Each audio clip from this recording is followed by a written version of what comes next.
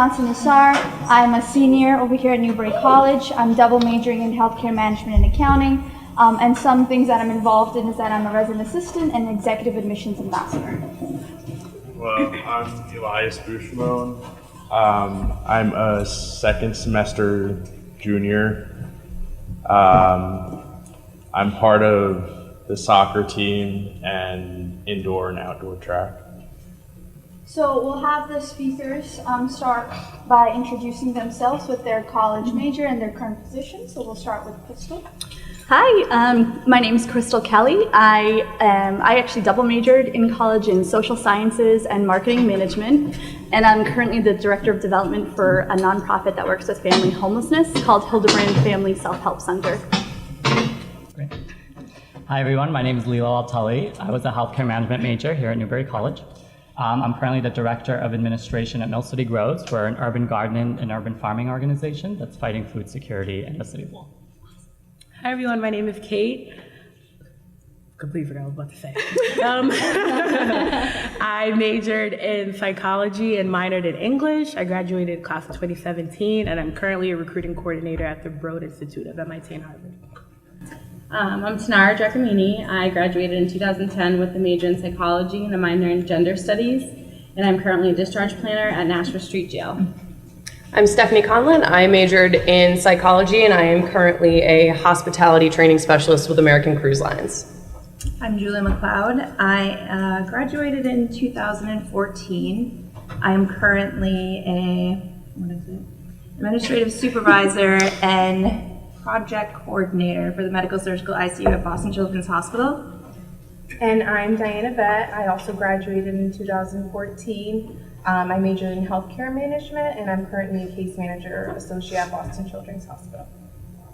Hi everyone, my name is Marilyn. I graduated Newbury in 2014, yes.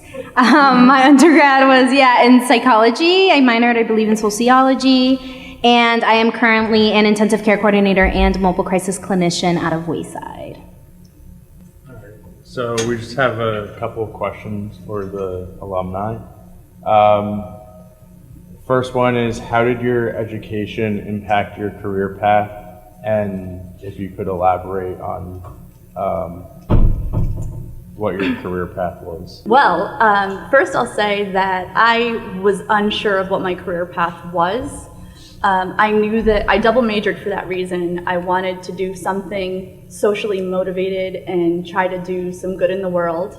And I also thought that I had a lot of student loan debt that I had to consider at the same time. And so I was thinking, well, what if that doesn't work out? Or what if I need a little bit more money? I need some opportunities and some other options.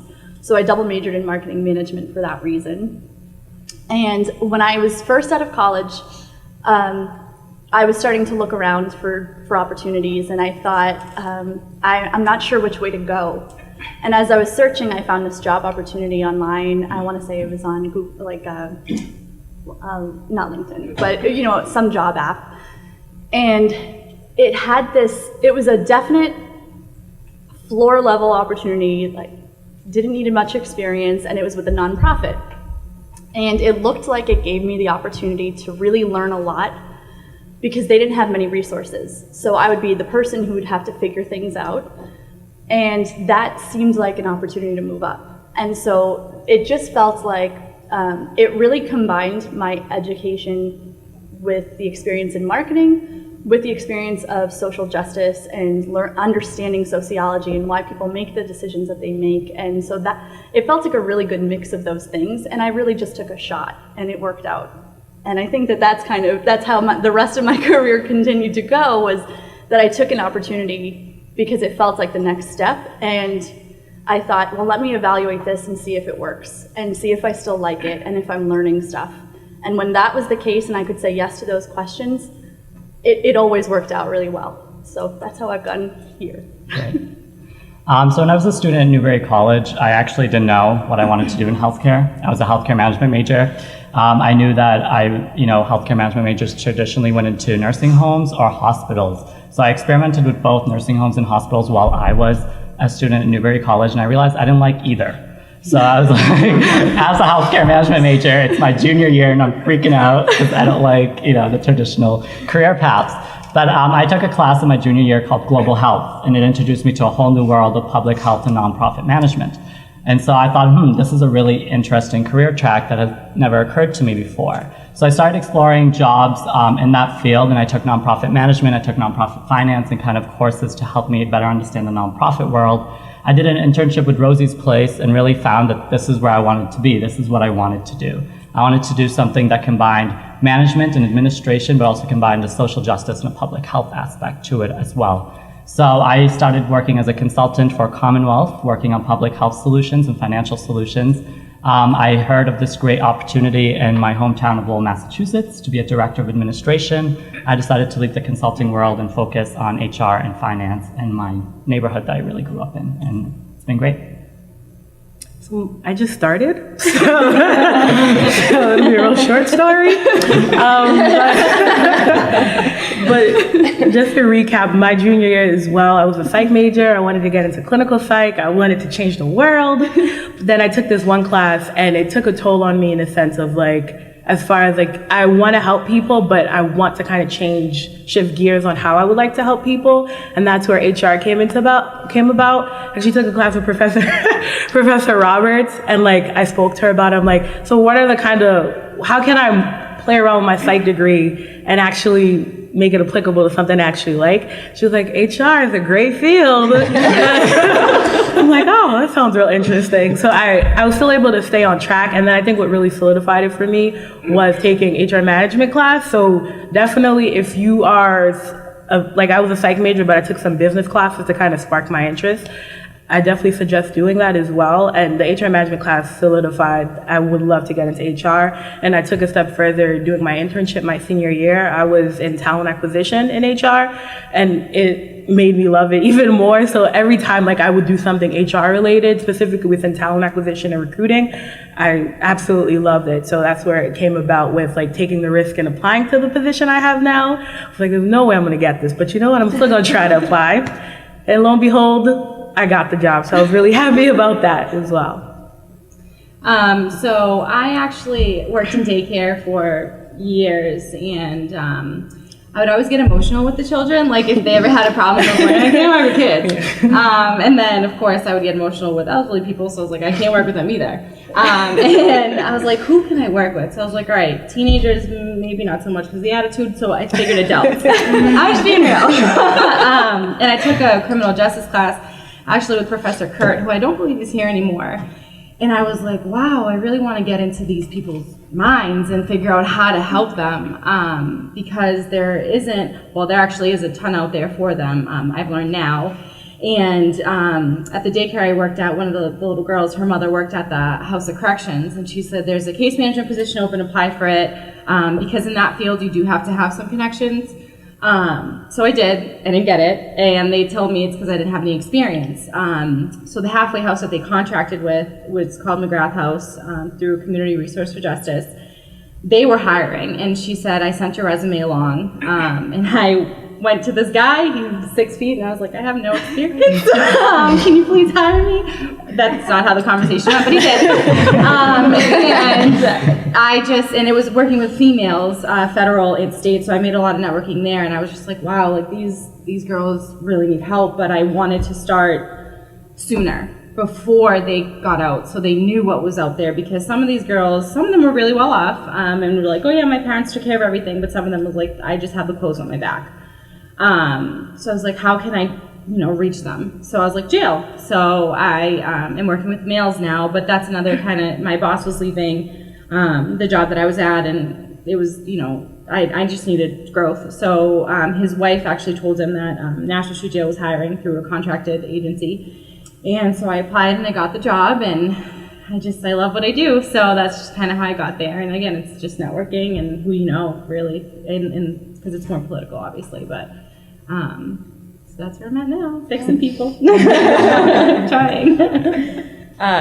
So before I came to Newbury, my worldview was pretty small. I had no concept of how many careers are actually out there. I thought it was pretty much really doctor, lawyer, psychologist, chef, like very, very in lanes. I had no concept of what could actually be outside of those roles. And I love psychology growing up, and that seemed like a great path for me. More so than the actual coursework, I think the professors here is really what allowed me to see what else was available and what I was actually capable of. So I think that it was two-parted. One was knowing what doors I wanted to close and say no to. Like once I got to my senior year and started doing research, I knew how much I hated it and didn't want to continue in that lane. So I realized, all right, well, I don't want to necessarily go and be a therapist. I didn't know what else I wanted to do, but at the same time I was working at Newbury, I was working full-time at Panera in Coolidge Corner, and started opening all the ones that are around in Boston. I pretty much helped to open while I was in school, and started at the bottom. So at the same time I was working there and kind of learning what I did and didn't like here, taking those elective classes that kind of go outside of your exact major was huge for me. Being able to have this small attention in the small classrooms and have teachers kind of really give me one-on-one time to talk about what I was interested in. So after I graduated, I didn't have a career path, but I got my heart broken, so I went and moved to Australia. And I just ran as far away as I possibly could from Boston. And I stayed there for a year. So I lived in Australia, backpacking for a year through Australia and Thailand, and just worked a lot of random jobs. I was a cleaning lady, I was a chef, I worked with camels for 6 months. So I just did a lot of different jobs to kind of get more exposed to the world. When I came back, I was broke and started working at Panera again. And then I also started working in a group home with elderly with developmental disabilities. Very similar to you, I was very emotionally connected and couldn't continue that. That's the psych degree. Yeah. Oh gosh, making us too connected. But I worked my way up through Panera, and I started doing a lot of management roles there. I started working part-time at Planet Fitness as well, just front desk work. And then as the franchise was growing, I would continue to move up in that business. So I went up to manage Planet Fitnesses, and then they had a branch open up in New Mexico, so they offered to move me to New Mexico, and I became a regional manager out there. I hated New Mexico. So moved back, and they actually I created a position for myself. So I was doing regional management and ops, but I really just wasn't very interested in operations. So training is a field that's starting to explode in the industry. I think that it's really fresh, and there's so much opportunity. Businesses realize the benefit of it, and they're starting to create positions. So I was able to create a training and development position through Planet Fitness. So I worked for corporate Planet Fitness for about 2 years in that role.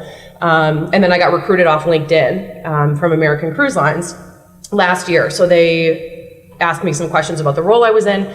So for just under a year now, I've been working as a hospitality trainer. We have 8 boats in the fleet, so I work on all the boats remotely at all times. So I just get a couple days off here and there. So I made sure I was here for this. Coupled with the working up in a ladder, not being afraid to start at the bottom, and then knowing that it's not bad to say no to things as long as you're willing to say yes to new things and continue to try. The career path that I had started out with is super different from where I'm at now, and it kind of just created itself for what I envisioned I wanted to do. So there's still a lot of careers that are being built, and you can have a hand in what you want to do. But having a bachelor's degree is huge. You have to have that today. So I'm not that exciting. So I started off here at Newbury as an interior design major, and now I work at Children's Hospital, so you can obviously tell that does not relate. I think I was a junior, and I drove Sharon Roberts probably crazy for the next 2 years, because I stayed an additional year to kind of wrap up and, create, some kind of foundation for me that was outside of interior design. And take all of those credits in 2 years. I had, a situation at home that kind of led me to the healthcare field. And after graduation, I didn't really have any direction of what I wanted to do. I thought I wanted to be a nurse or a director of, some kind of medical surgical unit. And I just applied to every hospital and that basically was available here in Boston. I landed a job at Children's in the cardiac ICU for, I think it was an AMT position, and I did that for about a year. And from then, just saying yes to everything, kind of like you were saying, exposing myself to new opportunities, always trying to figure out a way, or like learning new things and picking up new skills. I then was recruited down in the medical surgical unit to manage a front room staff, and now I've kind of just moved up from there. But again, just saying yes, exposing myself, taking on projects, going outside of my comfort zone, just kind of seeing where it takes me. I'm still actively pursuing what ultimately I want to do in my career.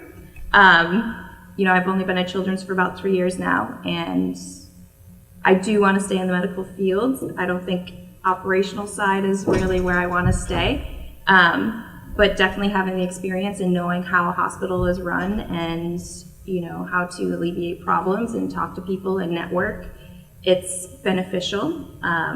So now I want to go to PA school to be a physician's assistant, and then maybe one day open up a practice. So the operational side will definitely help with that. But yeah, I'd say just if you're not sure what you're doing or what you want to do, that's okay. And just kind of feeling out, what works, what other roles are within, the department that you're in or the field that you're pursuing is definitely, it's so big and so large, and it seems like there's positions being created every second, as things change, especially in healthcare. Things are ever changing, and being open to change is one of the biggest things. So for me, my story isn't too extensive either, but I had always wanted to do healthcare. So for me, I had always known since like high school that that's what I wanted to do, mainly because I really wanted to help people. I chose my career so that, every time I'd go to sleep at night, like I know that I was like helping someone. And then for those of you who know me, you would also know that I always wanted to work with Children's Hospital. So once I graduated in 2014, I landed a administrative assistant job at Children's Hospital 3 months after I graduated. I got very, very lucky. Still till today, I'm like, I wonder if someone like told them, whether I really wanted like a job there. But yeah, so I landed a job there, and what I was doing was scheduling in the dental department.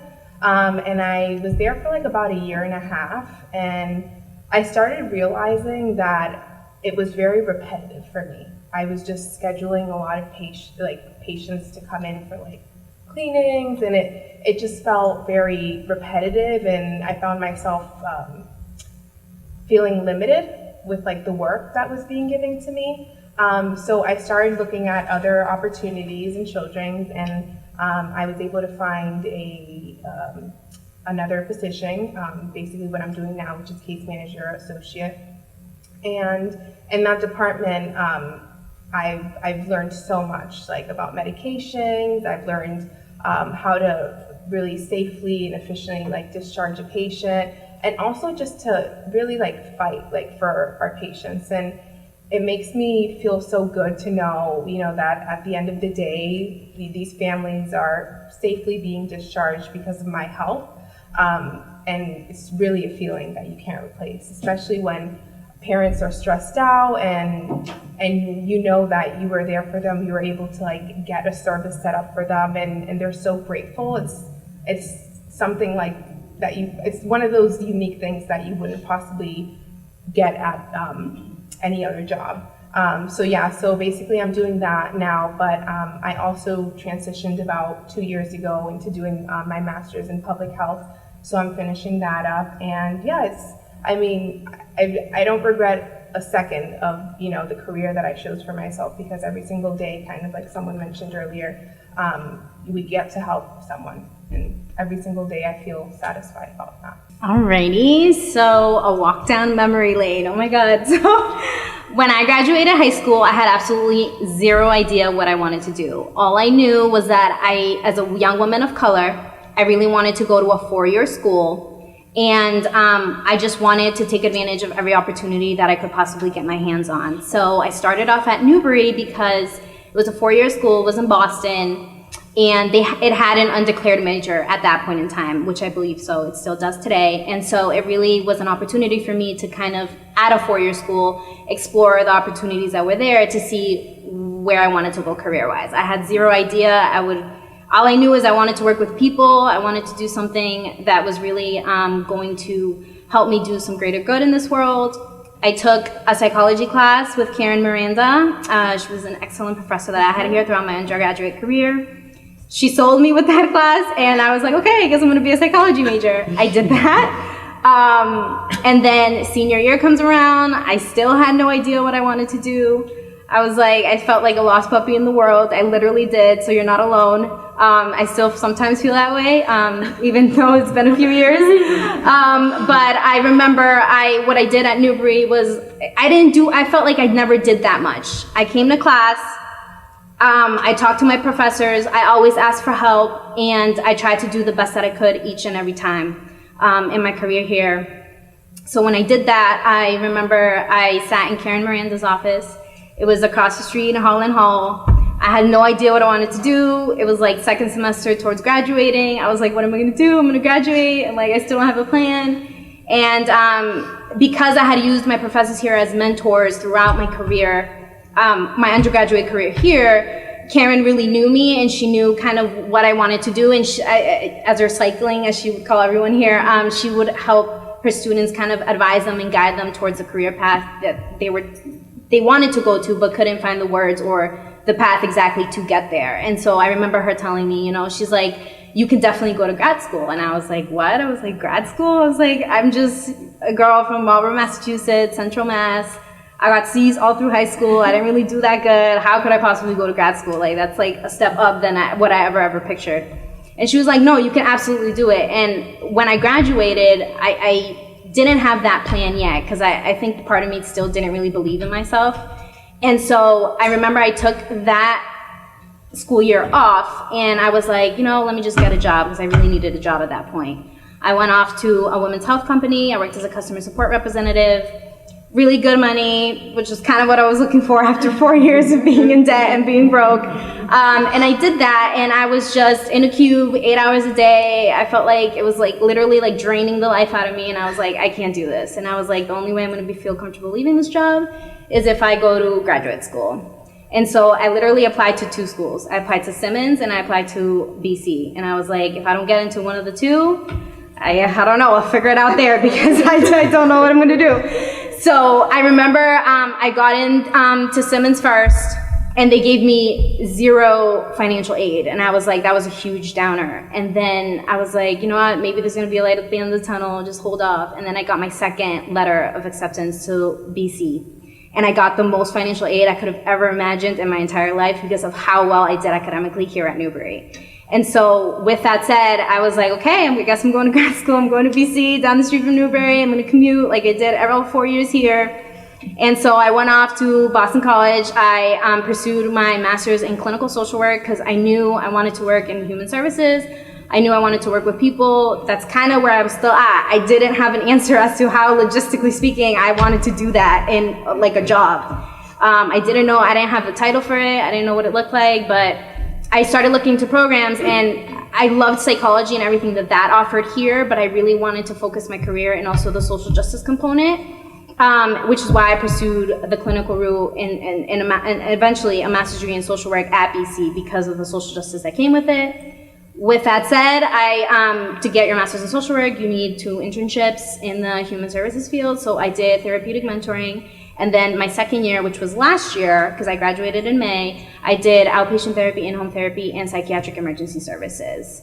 So those are all different mental health services under the state for children and adolescents with serious emotional disturbances. And so with that said, I used my internship opportunity. They literally was a year-long interview process, and they offered me a position to stay full-time when I graduated with my master's. And now I recently obtained my license. So I'm a licensed certified social worker under the state, and that's kind of where I am now. And I'm so happy. I have to say this because I'm so happy to see some young men in the crowd because we need so much more of you in this field. Like, I could not, if there is one thing you take out of here, is we really need you. And the young men that are out there today, especially young men of color, really need you. So definitely keep pushing forward. The next question is for Lilo. So how much of an impact has Connections made on your career? So Oh my God. where do you turn for mentorship or advice? Huge. So Professor Sharon Roberts had a panel here called Women in Business when I was a student. And I met a woman at that panel who turned out to be my mentor. Until this day, I can call her up whenever I have questions. I can call her up when I'm like feeling stuck in my career, which is pretty regularly. I can call her up when I have an employee who's come to me with, a huge case and that I don't know how to handle.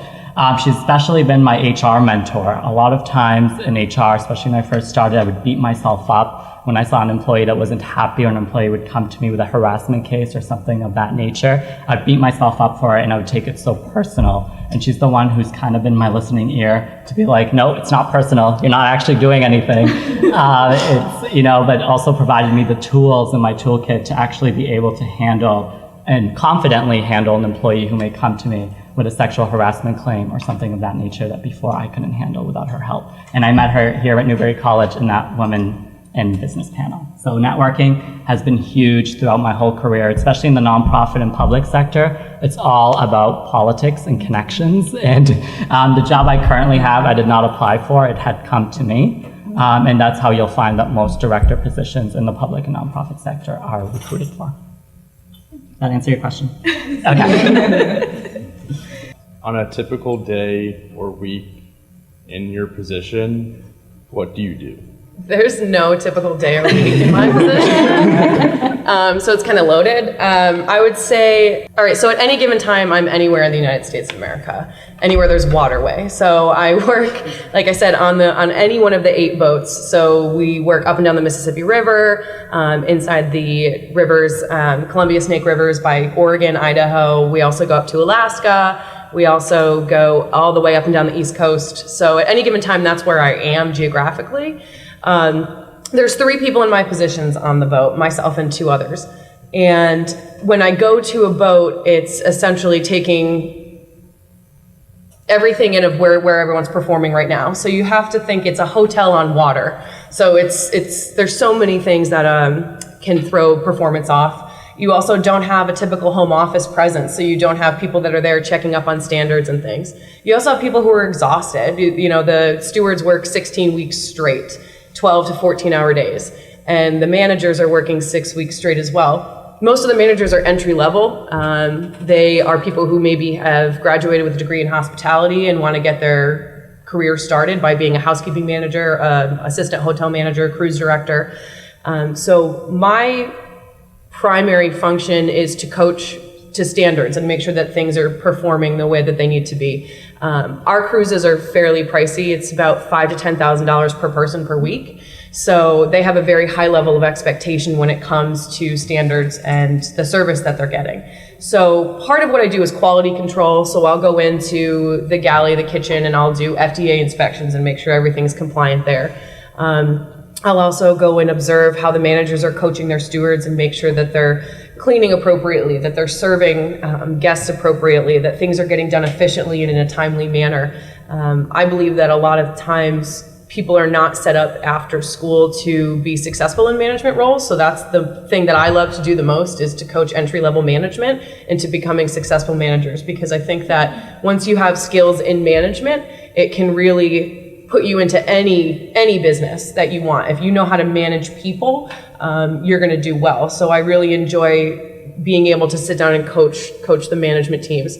There's also disciplinary things that I have to get involved in training and development. There's progressive discipline. It's not always a negative thing, but you need to coach people on how to perform better when they're not performing to standard. So I do quality control, I do training sessions on the boat. I have my hand in every single department on the boat to make sure that they're performing and they feel supported, because myself and 2 others are the only real presence they get from a home office perspective, even though I've been to our home office twice. So it's really about having the 8 different hotels feel supported and have the tools that they need, and that they're giving the guests exactly what they expect on each cruise. Does your organization provide formal or on-the-job training and professional development? We sure do. So I absolutely love the Broad Institute just for the simple fact of how the HR department was structured.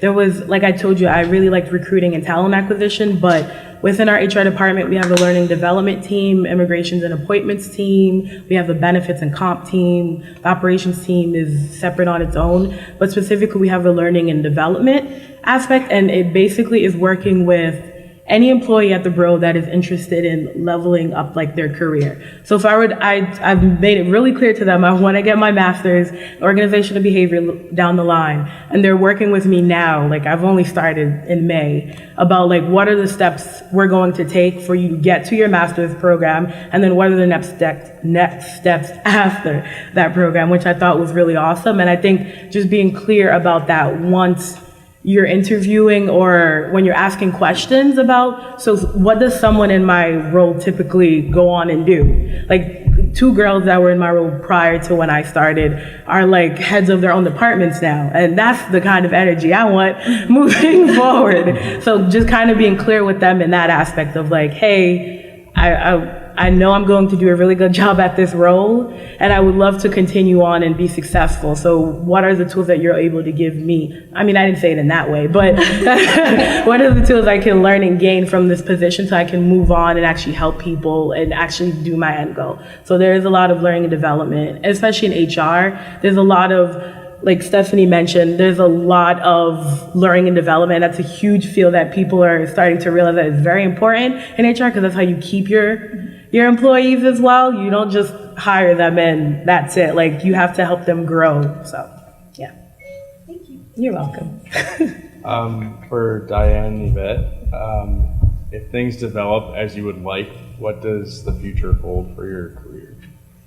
Well, I guess once I'm done with my master's in public health, I would essentially like to one day, become the CEO of a hospital, if not Children's Hospital, maybe another hospital that holds similar values. Ideally, though, I would like to become the CEO of Boston Children's Hospital. It's really, the hospital just in general, like their mission and, their values hold a really like strong feeling like in my heart, just because they really do fight for their patients, and I see that every single day, like in my job, with the nurses that I work with, they just constantly, like daily, are always making sure that their patients are, safe and that they're okay by the time that they discharge. And essentially,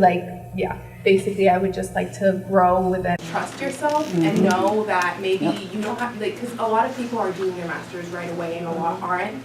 But if you feel like you need a break, that's okay. You know what I mean? I felt like I needed a break and I wasn't sure what I was going to do for my master's. And I took the break and look, I'm almost done. So just trust yourself in that. Alan? Oh, sorry. Yeah, no, go ahead. I know that we're like almost wrapping up, but Yeah. I had a question specifically for you. I know that you mentioned that you were going to school to get your master's while at work, and that's something that I know that I'd be doing just with law school. So I just wanted to know if you could give me like advice on how you were able to multitask work life with school and just have a healthy balance of that. I'm not sure if it was a very healthy balance. I think it was as healthy as I could get, but I think you have to recognize, and it goes off of what I think a lot of people said, you have to recognize what your limits are and what you can and cannot manage. And if, let's say you start a program full-time and then you're realizing, oh crap, I'm working full-time, I can't handle full-time, going to the advisors and really explaining, this is what I have going on, can I look at a part-time track? What are my options? Because options are out there. So, but nobody's gonna come knocking on your door to give them to you. Right. So as long as you're kind of seeking those options and really utilizing your resources effectively, you should be good to go. And another important thing that I wanted to add is that I still don't know what I want to do. I'm here telling you guys, but it's never a linear path. It's never oh yeah, I want to be, program director and it's gonna be straight there. you're probably gonna do one thing, and then you're gonna do the X, and then it's all eventually going to fall into place, and like really trust your gut, which is kind of why I was saying like you fake it till you make it, because there's things that I've done that I signed up to do, and I was like, I've never done this before, I don't know what I'm doing, but here it goes, because that's how you gain experience too. If you don't put yourself outside of your box and try to venture out and doing other things, you don't learn. People like to see that you're willing to learn and that you're willing to put yourself out there into trying to do those things and doing the best that you can, because no one, especially at least in my field in mental health, nobody expects you to know everything. You're really supposed to utilize your resources, which is your peers, your supervisors, and really talking and having ongoing conversations about what to do in certain scenarios, and really utilizing, again, your resources, people around you. Yeah, you have to give yourself a block of time where you have just for you. Like, you have to make it yours every week. If it's just Sunday after 4, then it's every Sunday after 4. But that means you make sure all your papers are done. You're not going to pick up an extra shift at work. Like, you have to have you time somewhere in your week. So wherever that is, when you were working multiple jobs and going to school, or just working multiple jobs, or you have kids, whatever it is, you have to block out you time. Otherwise, you're gonna go nuts. Thank you very much. So if you do have any more questions, please feel free to connect with them afterwards, because we do have to wrap it up. So I just want to give a huge thank you to all the panel speakers. Thank you for